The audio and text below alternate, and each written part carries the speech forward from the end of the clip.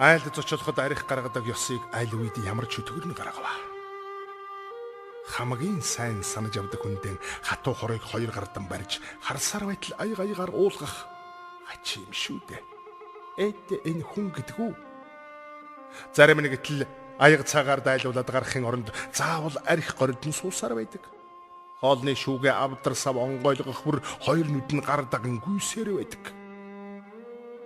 Ямар ч айлд байхгүй зовлон гэж байдаг. Яа гэхэв зарим зочныг арихгүй гаргадаг. Гарсан зочин арх өгсөнгүй гэж тэднийг гашуунаар харааж гашуун усжгэн ааш гаргадаг. Гэтэл зарим айл гэртээ орсон бүхнийг шахад суудаг. Уухгүй гэснийг уу гэж алавдан уран цэцэн үгээр өгөөд нь тунирхадаг. Хайта энэ гэгэн цэлмэг өнөөдрийн дундах аль эртний харавраан зуршил хизээ дуусна бол доо. Айлд ороход арх гаргадаг ёсыг аль үед ямар бурхан нь устгах юм бол доо.